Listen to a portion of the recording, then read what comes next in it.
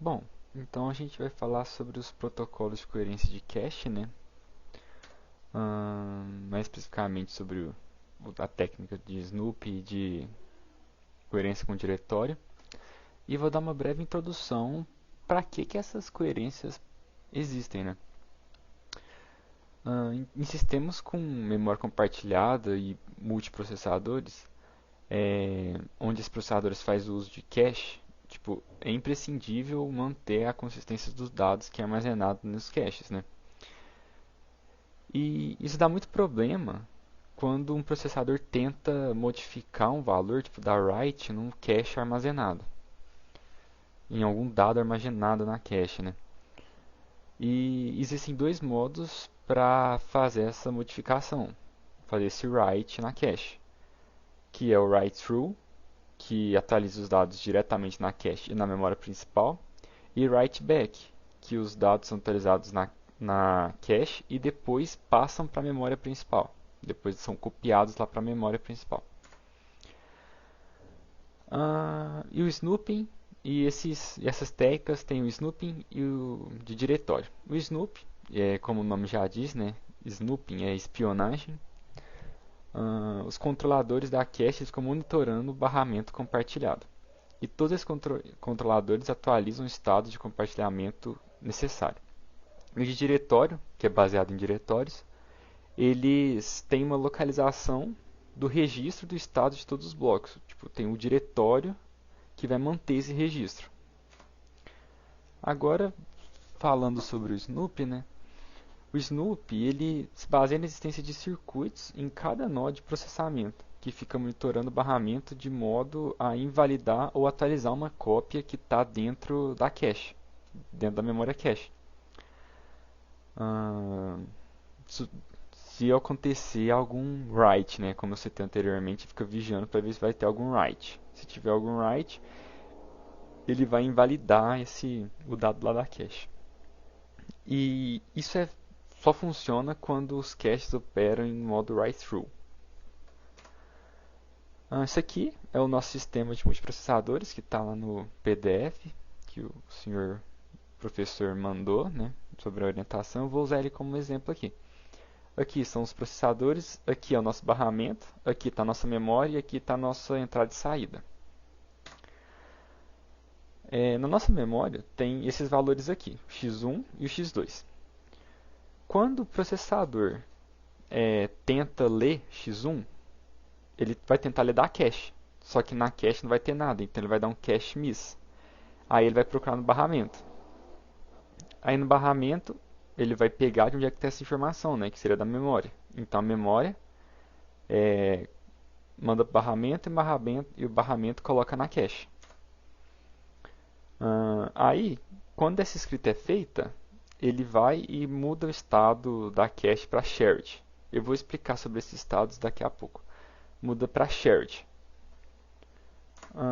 Agora vem o problema. O processador 2 vai tentar escrever no cache 2, do cache do processador 2. Vai escrever x2 nesse cache. Só que, o que entra o Snoop aqui? Como que entra o Snoop aqui? Ele vai tentar sobrescrever esse dado x2, só que o Snoop, a espionagem vai ficar checando dentro de cada cache aqui onde é que tem a informação que está em modo shared. Para que ele vai ver isso? Porque está procurando as cópias desse dado. Aí ele identificou que tem a cópia do x aqui, do x1 e do x2. O que ele vai fazer com o dado aqui? Ele vai mandar x1, vai mandar essa cache aqui para modo inválido e vai modificar aqui, ó, que eu acrescentei 1 no x2 e foi para 3, porque x2 valia 2, agora foi para 3. E eu coloco o x no estado shared, o x desse cache aqui. Então, quando esse processador aqui for tentar ler esses dados de novo, ele vai dar cache miss. Por quê? Porque esse cache aqui foi para o estado inválido. Aí, ok. A gente tem esse novo valor aqui, o x está em shared. O que a gente tem que fazer? A gente tem que dar um update nesse valor e mandar ele para a memória. Por que a gente tem que mandar ele para a memória? Porque esse processo aqui é o MIS, é o MIS, né? É o mais simples do protocolo Snoop, do tipo de protocolo Snoop, onde os dados sempre vão procurar no próprio cache ou lá na memória. Então a gente tem que dar um update nesses dados, mandar lá para a memória, porque agora no processador 3 eu vou tentar escrever x2 de novo, só que vai dar write miss. Primeiro, que eu não tenho a minha informação x2 nessa cache. Então o que eu tenho que fazer? Eu tenho que ler da memória o que eu dei update e colocar aqui na cache. Agora sim eu estou habilitado a dar write e a partir disso, né, eu vou invalidar. A partir disso não, né? Eu invalidei o x2, o cache 2 aqui, antes desse estado, né? Porque eu coloquei ele na memória e agora todo outro processador que for tentar dar write, eu vou ter que buscar lá da memória, porque toda vez que eu escrever aqui, eu vou ter que mandar para a memória de novo para fazer essa busca. Então agora, esse novo processador aqui, esse novo cache, vai estar em estado shared. E qualquer outra modificação que eu vou ter que fazer, eu vou ter que invalidar esse estado, mandar para a memória para o próximo conseguir ler da memória e não dessa cache. Eu dou update, igual eu acabei de falar, né? Eu dou update aqui, x4, o x foi para 4, e eu coloco ele aqui na memória depois. Aqui no desenho não está mostrando, né? Mas é o que eu dou update nele aqui. Então, para usar esse protocolo quartback, a gente precisa adotar uns protocolos mais complexos, né? Porque a gente estava usando mais through, para manter a coerência desses dados, coerência dos caches. Esses protocolos eles forçam a colocação no barramento de informações daquelas operações de escrita sempre que a gente precisa. E, além disso, ele define quem deve fornecer os dados quando tiver um read miss, quando ele tentar ler e não conseguir, como que foi um processo que eu até falei lá para trás. Ele tentou ler da cache, não conseguiu e foi ler lá do barramento. Porque na memória ela nem sempre vai ter uma cópia do que está pedindo. Então a gente tem que manter esse dado em algum cache vizinho ali, né? Um cache ali do lado. Para evitar esse read miss. Caso uma das caches tenham a informação mais atualizada, que vai ser a cache owner. Owner de dona, né, da informação. E ela vai ser responsável por enviar esse dado solicitado e vai bloquear a resposta da memória principal, porque lá vai estar desatualizado, é o que eu acabei de falar. Nem sempre a memória principal vai ter o dado atualizado lá dentro. Então, por isso que a gente vai buscar nas caches e para manter esse dado sempre atualizado. O protocolo MSI foi o que eu acabei de falar para vocês, né, que ele não tem essa questão, a gente vai sempre buscar na memória principal. E tem 3 estados do MSI: M, S e o I, que é o modificado, o modified, o inválido e o shared, de compartilhado. O inválido é o estado inicial de todos os blocos. Sempre que ele for fazer uma leitura numa cache que não vai ter nenhuma informação, ele vai dar o miss, né? Então aquele estado vai estar inválido. O modificado, um cache vai ter sempre uma cópia válida da informação e na memória principal não vai estar atualizada, que era o que eu mostrei lá no desenho. A gente sempre que modificava algum valor lá dentro, a gente tinha que dar um update para a memória. Se o próximo estado quisesse, sei lá, escrever, ele teria que buscar na memória a informação. Só que lá na memória pode ser que esteja desatualizado, porque no estado anterior eu não dei o update para a memória. E shared, né, que é o bloco lido, pode ter cópias em outras memórias caches. Agora o protocolo MESI, que é o MESI. A gente tem mais um estado, né, que é o exclusivo, a gente tem os outros mesmos 3 estados, só que aqui acrescento o exclusivo, que apenas uma cache vai possuir a cópia do bloco e a memória vai estar atualizada. Essa é a diferença do MESI para o MSI. E, além disso, tem o MOESE, que é do owner que eu citei anteriormente, que ele vai acrescentar mais 2 estados, além dos estados mais simples, né, do MSI, que aqui vai entrar o owner. O que esse owner é? Ele vai ser o cache que vai ter a leitura com o dado mais atual. Ele vai fornecer os dados, no caso de leitura, caso tenha alguma falha no barramento, já que a memória não vai estar atualizada e os outros caches vão obter essa informação a partir do owner, porque ele vai ter a cópia do dado mais atual. Uma observação é que nesses 3 protocolos, sempre que um bloco estiver no estado M, ele vai ser selecionado para ser substituído e dar o seu lugar para um novo bloco que vai ser lido da memória e vai ser atualizado na memória principal. Só que no MOESE esse procedimento também é adotado, só que entra o caso do owner, do estado O, porque vai ser ele que vai ser usado para substituir a informação lá na memória. Agora a Marília vai falar sobre a coerência de dados com diretórios. Tá. Bom, agora eu vou falar sobre a coerência com diretório.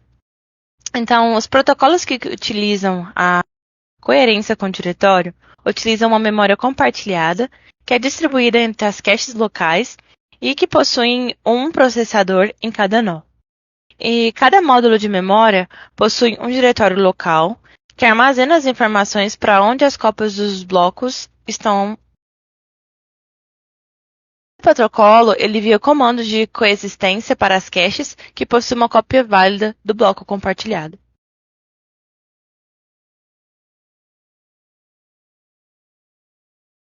Então vou de novo. Bom, agora eu vou falar sobre a coerência com diretório. Os protocolos que utilizam a coerência com diretório utilizam uma memória compartilhada que é distribuída entre as caches locais e possui um processador em cada nó. Cada módulo de memória possui um diretório local que armazena as informações onde está alocado a cópia dos blocos. Esse protocolo ele envia comandos de consistência para as caches que possuem uma cópia válida do bloco compartilhado. Pode passar. Então, nessa imagem, a gente vê um multiprocessador, onde podemos ver que cada nó possui uma memória e um diretório, que é compartilhado entre o processador e a cache. Para essa técnica ser possível, é preciso ter uma entrada no diretório e ela deve estar associada a cada bloco de dados. Cada entrada no diretório possui uma série de ponteiros para as caches que possuem uma cópia válida para os blocos de dados. Uma maneira de a gente armazenar essa informação é sempre usar um bit para cada cache remota, que será correspondente a um ponteiro armazenado em um vetor para cada módulo de memória. Um bit adicional indica se alguma das caches com cópia válida pode atualizar o respectivo bloco de dados. Agora eu vou falar sobre algumas estruturas dos diretórios. Temos 3. O diretório totalmente mapeado, o diretório limitado e o diretório encadeado. E as métricas para a comparação desses esquemas são a quantidade de memória para a gente manter nos diretórios e o número de comandos de consistência desses protocolos. O diretório totalmente mapeado. O diretório totalmente mapeado é utilizado para gerenciamento de memória virtual e é utilizado em processadores que suportam a tradução de endereços virtuais para físicos. Então, cada entrada desse diretório ele possui a mesma quantidade de ponteiro que a quantidade de caches do sistema. Ele tem um bit de presença que corresponde a cada processador, que indica se esse bloco está ou não na cache. O dirty indica se alguma das caches vai possuir um bloco com exclusividade para atualizá-lo. o tamanho do diretório é n vezes m bits, sendo n a quantidade de processadores e m a quantidade de blocos. Do diretório limitado. Diferente do DTM, né, o diretório totalmente mapeado, ele não possui todas as entradas preenchidas. E as entradas que elas não são utilizadas, elas permanecem vazias. Cada entrada do diretório ele possui um número limitado de ponteiros para as caches do sistema. Existem duas alternativas possíveis. Quando o processador K mais 1 requer uma cópia de bloco na cache. Um dos processadores ele precisa ter a sua cópia invalidada e ela é substituída por um novo processador. Elas podem coexistir mais de K cópias de um bloco no estado shared. Porém, quando ocorre uma solicitação do bloco de escrita, uma mensagem de invalidação é enviada em broadcast para todos os processadores. O tamanho desse diretório é K vezes log na base 2, N vezes M bits. É importante falar também que a utilização do diretório... Pode voltar, por favor? Que a utilização do diretório limitado ela pode ser vantajosa em termos de economia de memória. Pode passar. O diretório encadeado. Então, para cada entrada no diretório, necessita apenas de uma posição vaga. Então, quando o primeiro cache ele lê um bloco, o diretório cria um ponteiro para essa cache que receberá um ponteiro nulo. Quando um outro cache realiza uma leitura subsequente do bloco, o diretório passa a apontar para esse mesmo cache e envia para ele um ponteiro para o primeiro. Se alguma invalidação, uma mensagem é enviada para todos os caches da lista, até que um ponteiro nulo seja encontrado. Para a gente continuar com a coerência de diretórios, eu vou explicar algumas definições. A primeira é o nó requisitante, ou seja, é o nó onde o pedido tem origem. O nó residente é o nó onde a posição de memória e entrada do diretório ficam. No nó remoto é o nó que tem uma cópia do bloco da cache. Pode passar, por favor. Agora eu vou falar sobre, assim como o Snoopy, né? Nós trabalhamos com os estados. E nós temos o estado uncached. Então, quando acontece read miss, nós possuímos um bloco que é enviado ao nó requisitante. O nó requisitante ele é incluído na lista de ponteiros e o estado do bloco muda para shared. Quando acontece o read miss, o bloco é enviado para o nó requisitante. O requisitante ele é adicionado à lista de ponteiros e quando esse bloco então o estado do bloco ele muda para exclusive. Pode passar. Temos o estado shared. Então, quando acontece o read miss no estado shared, o bloco é enviado para o nó requisitante e o nó requisitante ele é incluído na lista de ponteiros. Quando acontece o read miss, o bloco é enviado para o nó requisitante que acaba virando Warner. E a invalidação ela é enviada para todos os caches na lista de ponteiros. O nó requisitante ele se torna o único na lista de ponteiros. E o estado do bloco muda para exclusive. Quando acontece o write hit, o nó residente ele manda mensagem de invalidação para todos os nós diferentes daquele que ele está escrevendo. E esse nó, ele que está escrevendo, ele passa a ser Warner.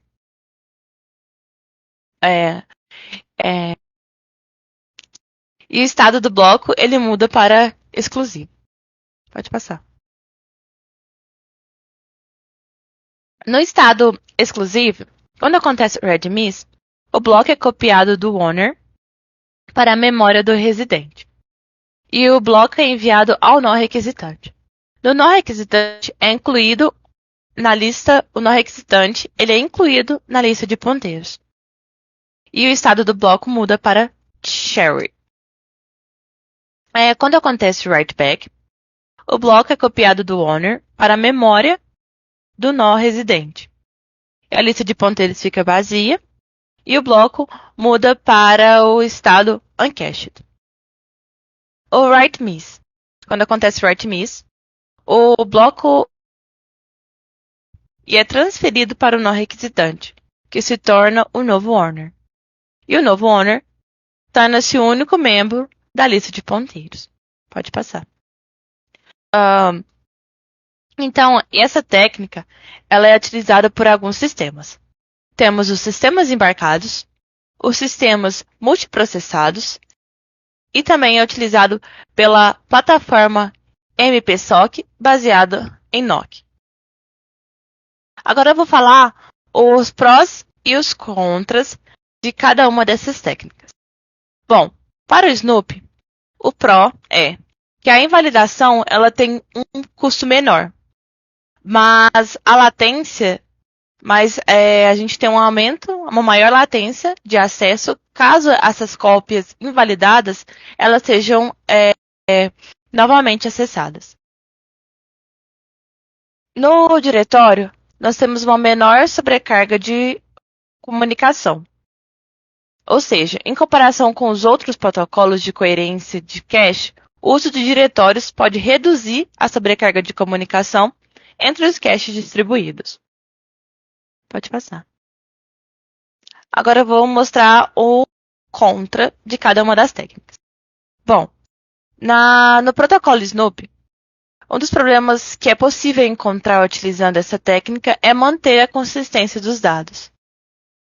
Apesar de permitir que vários processadores tenham acesso à memória comum, o protocolo Snoop, o write update, consome muita largura de banda. Outro problema também do Snoop é a escalabilidade limitada. Esse problema aparece à medida que os caches distribuídos aumentam. Outro problema também é a latência aumentada. O protocolo Snooping introduz uma latência adicional nas operações de leitura e de escrita. No diretório, temos a dependência do diretório, que é preciso ter, que o diretório ele acaba necessitando de um diretório centralizado, que acaba se tornando um único ponto de falha e um gargalo em potencial. Temos também a complexidade e sobrecarga do diretório.